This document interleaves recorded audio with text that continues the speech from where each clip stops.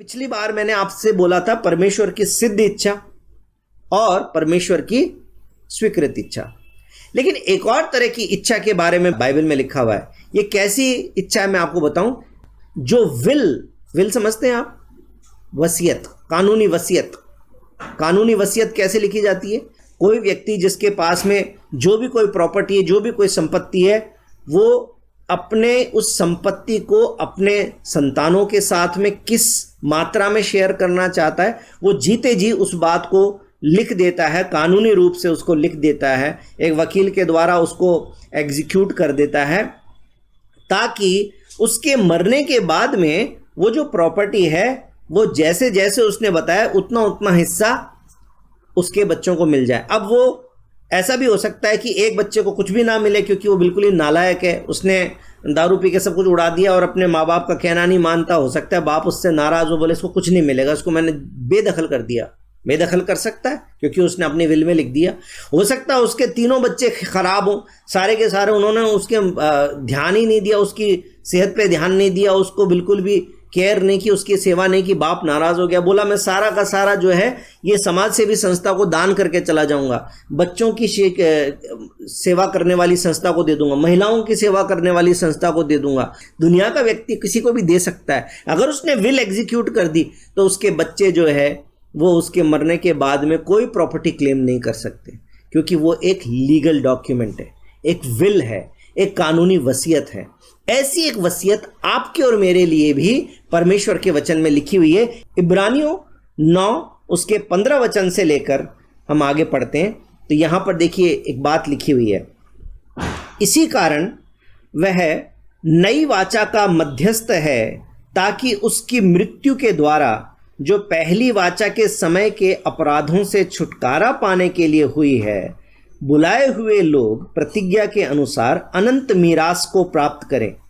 क्योंकि जहां वाचा बांधी गई है वहां वाचा बांधने वाले की मृत्यु का समझ लेना भी अवश्य है, क्योंकि ऐसी वाचा मरने पर पक्की होती है, और जब तक वाचा बांधने वाला जीवित रहता है तब तक वाचा काम की नहीं। इसीलिए पहली वाचा भी बिना लहू के नहीं बांधी गई, क्योंकि जब मूसा सब लोगों को व्यवस्था की हरेक आज्ञा सुना चुका तो उसने बछड़ों और बकरों का लहू लेकर पानी और लाल ऊन और जूफा के साथ उस पुस्तक पर और सब लोगों पर छिड़क दिया और कहा, यह उस वाचा का लहू है जिसकी आज्ञा परमेश्वर ने तुम्हें दी है। आप चाहें तो इस हिस्से को निर्गमन की किताब 24 अध्याय उसके 6 से 8 के बीच में पढ़ सकते हैं, लेकिन मैं आज उस अंश पे नहीं जाऊंगा। आप चाहें तो नोट करें, निर्गमन की किताब 24 अध्याय 6 से लेकर 8 तक। लेकिन मैं इसके आगे पढ़ता हूं, 21 वचन से फिर से पढ़ता हूं। और इसी रीति से उसने तंबू और सेवा के सारे सामान पर लहू छिड़का। सच तो यह है कि व्यवस्था के अनुसार प्रायः सब वस्तुएं लहू के द्वारा शुद्ध की जाती हैं, और बिना लहू बहाए पापों की क्षमा नहीं है। इसलिए 23 वचन से आगे पढ़ रहा हूं।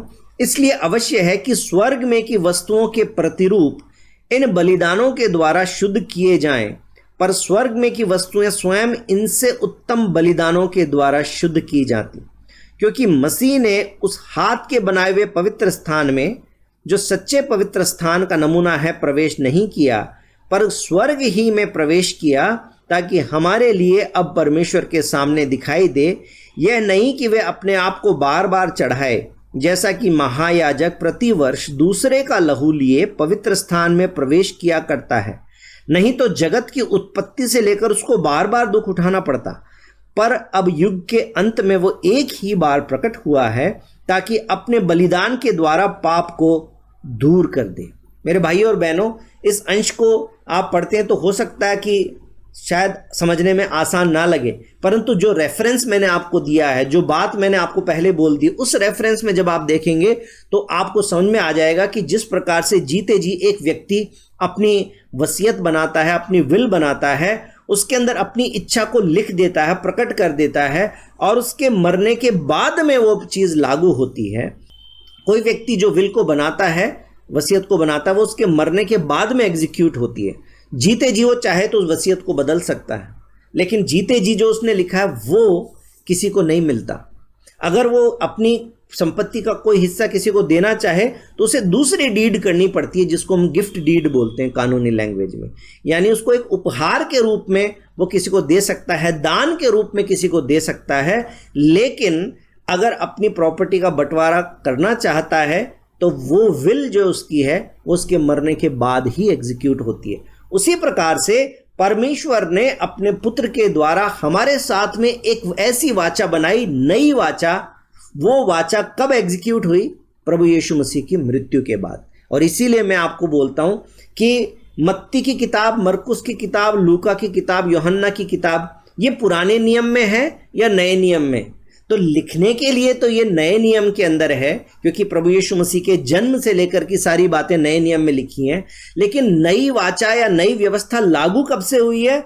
जब प्रभु यीशु मसीह आपके और मेरे पापों का बलिदान चढ़ाने के लिए क्रूस पर चढ़ गया, मारा गया और तीसरे दिन वो जी उठा। उसकी मृत्यु के बाद में, यीशु के लहू बहाने के बाद में वो नई वाचा, अनुग्रह की व्यवस्था, जीवन की व्यवस्था लागू हो गई है।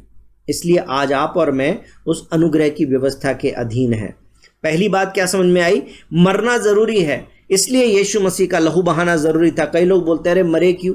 यीशु मसीह परमेश्वर थे तो मरे क्यों? नहीं मरते, बिना मरे ही उद्धार कर देते, पाप क्षमा कर देते। नहीं हो सकता, क्योंकि परमेश्वर ने जो व्यवस्था बनाई है उस व्यवस्था के अनुसार किसी के लहू बहाने के द्वारा ही पाप जो है उसकी कीमत चुकाई जा सकती है। तो पुराने नियम के अंदर मूसा का एग्जाम्पल देके बोला है, उसने व्यवस्था जब सबको बता दी उसके बाद में उसने बलिदान चढ़ाया और उस लहू को छिड़का, क्योंकि उसके द्वारा वो पुरानी वाचा एग्जीक्यूट हुई थी। लेकिन अब नई वाचा को किसने एग्जीक्यूट किया? स्वयं यीशु मसीह ने, जो स्वयं बलिदान हुआ, स्वर्गीय स्थानों में प्रवेश किया और उसके बाद में अपने लहू बहाने के द्वारा उसने एक नई वाचा हमारे साथ में बना दी है, जिसके कारण अब पुरानी वाचा, पुरानी व्यवस्था हम पर लागू नहीं होती है, क्योंकि नई वाचा में अब जो प्रभु ने कह दिया है वो प्रभु यीशु मसीह के लहू के द्वारा एग्जीक्यूट हो गई। दूसरी बात, विल का बेनिफिट किसको मिलता है? हर एक उस व्यक्ति को जिसका नाम उस वाचा में लिखा हुआ है। अगर किसी का नाम उस वाचा में नहीं लिखा है, जिसके नाम पर प्रॉपर्टी नहीं की गई है, वो कभी भी क्लेम नहीं कर सकता कि अरे मैं तो उनका रिश्तेदार हूं, मैं तो भाई हूं, मैं तो बेटा हूं और मेरा नाम नहीं होगा विल में, लेकिन मैं तो बेटा हूं, मेरे को तो मिलना चाहिए। कुछ नहीं हो सकता। कानून उसकी किसी भी रिक्वेस्ट को, उसके किसी भी दावे को नहीं एग्जीक्यूट करेगा, उसको खारिज कर देगा, क्योंकि विल के अंदर लिख दिया गया है। परमेश्वर की विल में, प्रभु यीशु मसीह की उस वसीयत के अंदर आपका और मेरा नाम है। प्रभु यीशु मसीह ने आपको मुझको नाम ले लेकर बुला लिया है। और साथ में इब्रानियों की किताब इसके 9वें अध्याय के 27-28 वचन में क्या लिखा हुआ है? और जैसे मनुष्यों के लिए एक बार मरना और उसके बाद न्याय का होना नियुक्त है, वैसे ही मसीह भी बहुतों के पाप को उठा लेने के लिए एक ही बार बलिदान हुआ, और जो लोग उसकी बाट जोहते हैं उनके उद्धार के लिए दूसरी बार बिना पाप उठाए हुए दिखाई देगा। किनके लिए? किनका नाम है वसीयत में? वो लोग जो यीशु की बाट जोहते हैं।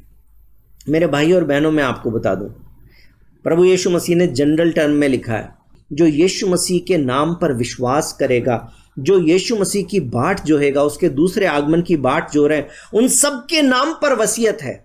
यदि आप प्रभु यीशु मसीह पर विश्वास करते हैं तो आप जानते हैं कि यीशु मसीह एक बार क्रूस पर बलिदान हुआ ताकि आपके और मेरे पापों की कीमत चुका दे। परंतु आप ये भी जानते हैं कि पहली बार वो मेमने की तरह आया था, परंतु दूसरी बार फिर से यीशु मसीह आने वाला है। अब की बार वो आसमान में दिखाई देगा, एक राजा की तरह आएगा और जो उस पर विश्वास करते हैं उनको लेकर अपने स्वर्ग राज्य में जाएगा, ताकि जहां वो रहता है वहां पर सब उसके विश्वासी उसके साथ रह सके। अगर आप उसके दूसरे आगमन की बाट जोहने वाले विश्वासी हैं और उसके दूसरे आगमन के लिए अपने आप को तैयार करते हैं, वैसा जीवन जीते हैं जो परमेश्वर को पसंद है, जो उसके आगमन के लिए आपको तैयार कर रहा है, तो मैं आपको बताना चाहता हूं इस वसीयत में आपका नाम है। क्योंकि यहां लिखा है, वैसे भी मसीह भी बहुतों के पापों को उठा लेने के लिए एक ही बार बलिदान हुआ, और जो लोग उसकी बाट जोहते हैं उनके उद्धार के लिए दूसरी बार बिना पाप लिए हुए दिखाई देगा। मेरे भाई और बहनों, तीसरी बात, विल के बारे में एक बात है, ये परमानेंट है। ये एग्जीक्यूट हो गई तो हो गई, उसके बाद कुछ नहीं हो सकता, क्योंकि जिसने विल बनाई थी अब वो मर चुका। मरने के बाद एग्जीक्यूट हो गई, अब उसको कोई बदल नहीं सकता, कोई कोर्ट नहीं बदल सकता, कोई कानून नहीं बदल सकता, क्योंकि वो एग्जीक्यूट हो गई। बोले यीशु मसीह की जय। उसी प्रकार से प्रभु यीशु मसीह ने अपने बलिदान के द्वारा आपके मेरे पाप क्षमा कर दिए। अब सब कुछ सील हो गया है, परमेश्वर ने आपके लिए मेरे लिए कर दिया है। अब हमें करना है, क्या करना है? हमें परमेश्वर पर विश्वास करना है, हमें उसकी आज्ञाकारिता में चलना है, हमें पवित्र जीवन जीना है, हमें प्रभु यीशु के जैसे बनना है, ये हमें करना है। और ये बात तो सच है कि एक पुत्र को प्रॉपर्टी का बहुत बड़ा हिस्सा मिल गया, विल में आ गया, अब उससे कोई कोर्ट वापस नहीं ले सकता, ये बात सच है। लेकिन क्या वो बेटा बलिदान, वो जो सारा प्रॉपर्टी है, उसको उड़ा सकता है कि नहीं उड़ा सकता? उड़ा सकता है। अरे बहुत पैसा आ गया, महंगी महंगी गाड़ी खरीद ली, दारू पीने लग गया, वेश्यावृत्ति करने लग गया, थोड़े टाइम में सारा पैसा गायब। करोड़ों रुपया भी गायब हो सकता है अगर गंदगी फैलाएगा, गलत काम करेगा, दारू पी के एक्सीडेंट करेगा, मर जाएगा, बस का बात खत्म। सारा पैसा भी खराब हो सकता है, सब कुछ खो भी सकता है। कहने का मतलब क्या है? प्रभु यीशु मसीह ने तो एक ही बार अपना बलिदान करके पापों की कीमत चुका दी, हमको सील कर दिया हमारा उद्धार। लेकिन आप और मैं यदि पाप का जीवन बिताएं, परमेश्वर की इच्छा में ना चलें, तो हम अपने उद्धार को खो सकते हैं। सिर्फ आखिरी वचन मेरे साथ में पढ़ लीजिए, प्रकाशित वाक्य 3 अध्याय और उसका 5 वचन। जो जय पाए उसे इसी प्रकार श्वेत वस्त्र पहनाया जाएगा, और मैं उसका नाम जीवन की पुस्तक में से किसी रीति से न काटूंगा, पर उसका नाम अपने पिता और उसके स्वर्गदूतों के सामने मान लूंगा।